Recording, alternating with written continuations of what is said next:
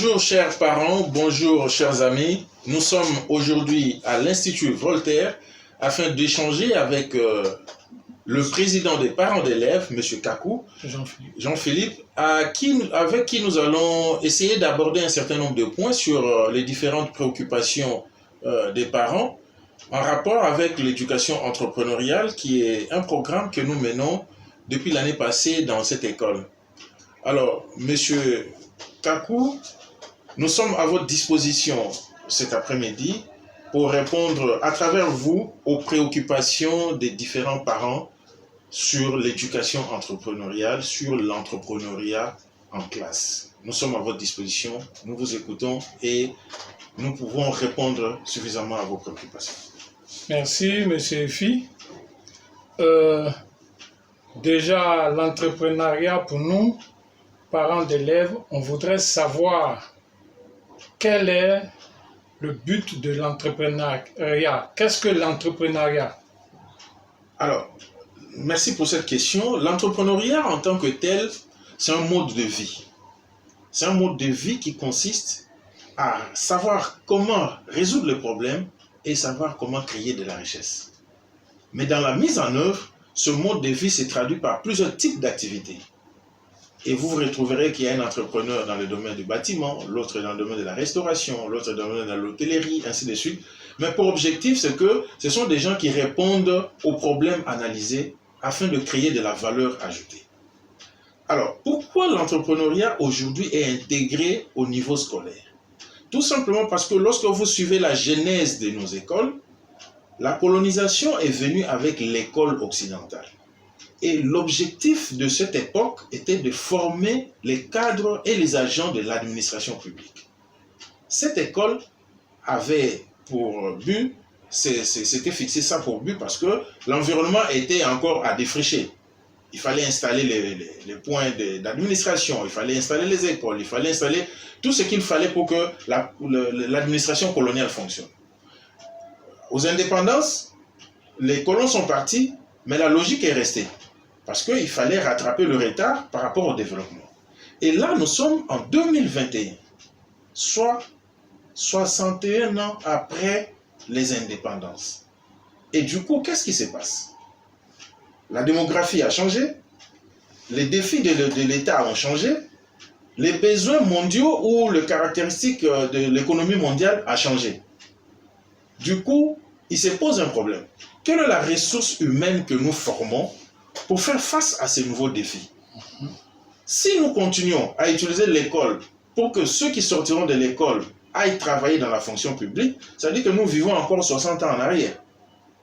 Il faut aujourd'hui former des jeunes gens et des jeunes femmes qui, au sortir de l'école, soient capables de créer de la richesse, de créer de la valeur dans des domaines ou des secteurs d'activité qui leur sont possibles selon leurs compétences, mais qu'ils aient cette capacité à être des innovateurs, à être des apporteurs de solutions, à être des gens qui peuvent interagir avec leur environnement en créant des emplois. Bref, on doit arrêter de former les demandeurs d'emploi pour pouvoir former des créateurs d'emplois. Voilà pourquoi le ministère de l'Éducation nationale a intégré l'entrepreneuriat comme une discipline. De la même façon qu'on apprend les mathématiques, de la même façon qu'on apprend le français, on doit aussi apprendre à créer de la richesse. On doit apprendre à créer de la valeur. Ça va de l'intérêt de la nation, de l'intérêt des familles et de l'intérêt des individus pour que demain, nous n'ayons pas forcément des demandeurs d'emploi, mais plus des créateurs d'emploi. Voilà un peu succinctement l'objet ou l'objectif de l'entrepreneuriat en tant que discipline en milieu scolaire. Merci. Alors, pour les élèves de toutes les classes, de tous les niveaux par exemple, comment pourrait-il entreprendre? Comment pourrait-il entreprendre? Alors, cette question, ça soulève directement le sous-entendu. Très souvent, lorsqu'on parle de l'entrepreneuriat à l'école, les parents pensent que les enfants vont créer des entreprises pendant qu'ils sont à l'école. Non, il ne faudrait pas confondre les choses. Parce qu'un enfant a pour vocation l'acquisition de la connaissance. Dès lors qu'on met l'argent devant lui, c'est trop facile, l'enfant va choisir la voie de l'argent et va certainement arrêter les études. il ne s'agit pas de faire de nos enfants les petits patrons pendant qu'ils sont à l'école. Non, il ne s'agit pas de ça. Il s'agit de les éduquer dans la voie des personnes qui vont créer de la richesse au sortir de l'école. Ça veut dire qu'ils sont préparés aujourd'hui. Voilà pourquoi on parle de l'éducation entrepreneuriale. Ça veut dire, lorsque vous apprenez les mathématiques, le français, l'anglais, la géométrie, ce sont des domaines d'activité qui se retrouvent dans les disciplines. Et si pédagogiquement, il suffit de répondre aux questions du professeur pour obtenir des notes, mais il y a une valeur qui se trouve derrière, parce que dans la leçon se trouvent des informations à caractère économique. Mais cette dimension est occultée au profit de la pédagogie. Le fait que je donne une bonne réponse, l'enseignant me donne des notes et puis je passe des classes. Mais derrière la leçon, il y a une information économique que l'enfant doit pouvoir capter. Tout à fait. Une notion simple, lorsqu'on parle par exemple de peuple lagunaire, on dit le peuple lagunaire, on présente leur situation géographique, on présente ceci. Lorsque l'enfant répond à ces questions, il obtient des notes. Mais derrière, il y a une dimension entrepreneuriale qui consiste au tourisme, mais qui ne sera pas vue en classe parce que ça ne rentre pas dans le cadre de cette activité.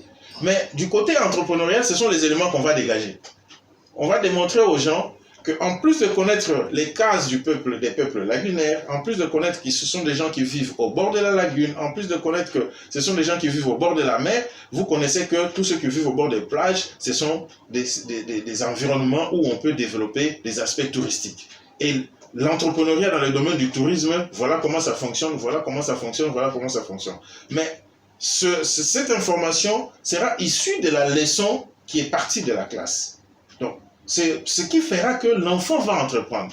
Mais il ne va pas entreprendre en étant celui qui crée une entreprise pendant qu'il est à l'école. Non. Ça veut dire qu'il va puiser de ces leçons de classe pour savoir les transposer dans la vie. Tout simplement parce que, vous savez que quand nous allons à l'école, nous apprenons par discipline. Nous apprenons les mathématiques, le français, l'anglais. Mais quand on sort de l'école, on ne vit pas en mathématiques. On ne vit pas en anglais. On vit en famille, on vit en association, on vit à l'église, à la mosquée. Ça, ce sont des contextes. Toute la difficulté que nous avons aujourd'hui, c'est comment prendre ce que nous avons appris en discipline pour pouvoir les utiliser dans les contextes de vie. Et ça, on appelle ça la contextualisation. Et dès lors que l'enfant qui va à l'école, qui vient à l'école, il apprend beaucoup de choses liées à la physique, à la géométrie, à l'histoire, à la géographie. Mais quand il sort, il ne les retrouve pas. C'est comme si cette connaissance reste dans le papier. Cette connaissance doit lui permettre de voir ou d'entrevoir les opportunités de création de valeurs. Et progressivement, puisque la science est continue, ce qu'il aura appris en 6e, quand il passera en 5e, en 4e, en 3e, c'est sa connaissance scientifique qui est en train d'être boostée et augmentée. Et au même moment, les différentes opportunités d'utilisation, de mise en valeur de ces connaissances aussi, sont accompagnées par l'entrepreneuriat. Donc, à la fin du cursus, l'élève se retrouve dans une posture de quelqu'un qui a compris les différents domaines d'activité et quels sont les potentiels qu'il peut exploiter à l'intérieur. Donc, finir le bac ou finir son BPC, c'est déjà quelqu'un qui a un esprit ouvert, qui sait quoi faire de ce que j'ai appris à l'école. Le reste qui se trouve, les réalités de mise en œuvre d'entreprise, ça c'est comme toute personne l'apprend sur l'état, comment l'entreprise se gère, forcément dans la réalité. Mais dans les notions de base, l'enfant a déjà acquis les éléments qu'il faut. Donc il n'entreprendra pas dans le sens où il va laisser les études pour aller créer une entreprise, mais il entreprendra dans le sens où il va convertir son savoir en savoir-faire. D'accord. Et ça se manifestera dans ses manières de vivre à la maison. Il commencera déjà à mettre en œuvre un certain nombre de choses dans des petites solutions à la maison. Voilà pourquoi dans le programme, en plus de ce qui est théorique, nous avons des programmes d'ateliers qui vont mettre l'accent sur ce qui est pragmatique, ce qui est pratique, pour que l'enfant sache déjà comment s'expérimenter tout au long de son cursus scolaire. Bonjour, je me présente Kakou Exumélène Maïna. Je présente mon produit. C'est un savon qui a été fabriqué grâce à une activité d'entrepreneuriat qui qu'on présente dans notre école de Voltaire Marco. Ce savon a été fabriqué grâce aux instituteurs qui m'ont appris comment utiliser les produits qui le constituent et dans quel ordre. Nous avons d'abord appris à fabriquer le savon puis à le labelliser. J'ai appelé ma marque de savon Ethos. Ce savon me permettra d'avoir des revenus pendant les vacances si je veux continuer à à fabriquer un savon.